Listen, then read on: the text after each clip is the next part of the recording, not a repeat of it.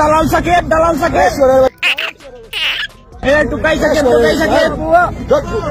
ছোট একটা অ্যানাউন্সমেন্ট ছিল। আমি আল্লাহর বিচার আল্লাহ করছে। প্রবাসীরা সাকিবকে দালাল টোকার বাচ্চা বলা দেখে লাইভ এসে একই বললেন তামিম ইকবাল। বিস্তারিত জানতে ভিডিওটি না টেনে সম্পূর্ণ দেখার অনুরোধ রইল। ছাত্র আন্দোলনকে কেন্দ্র করে দেশ হয়ে পড়েছিল উত্তাল। ছাত্রদের পক্ষ নিয়ে সকল ক্রিকেটার তাদের প্রতিক্রিয়া মনের ভাব জানালেও চুপ ছিলেন সাকিব আল হাসান এবং মাশরাফি বিন মুর্তজা। সেই কারণে হয়তো আজ তাদের কাল হয়ে দাঁড়ালো। ভালোবাসার ভক্তবিন্দুরা তাদেরকে এখন দিচ্ছে ধিক্কার এবং কি গালাগালি পর্যন্ত করছেন। দেশের এমন পরিস্থিতিতে গ্লোবাল টি-20 লিগ খেলছেন সাকিব আল হাসান।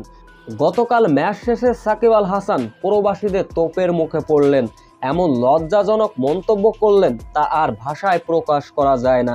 ম্যাচ শেষে যখন টিম হোটেলে ফিরছিলেন সাকিব আল হাসান, সেইখান থেকে এক দর্শক বলে উঠলেন, এই সাকিব আল হাসান টোকার বাচ্চা, এই দালাল, ভুয়া ভুয়া বলে নানান রকম বাজে মন্তব্য করেন প্রবাসী ভাইরা। তবে সাকিব আল হাসান কোনো প্রতিক্রিয়া না দেখে চুপচাপ তার হোটেলে ফিরলেন। সো ভিউয়ার্স, সাকিব আল হাসানকে এমন অপমান করলো প্রবাসীরা, এর পক্ষে কিনা আপনারা এ বিষয়ে অবশ্যই আপনাদের মূল্যবান কমেন্ট করে যাবেন।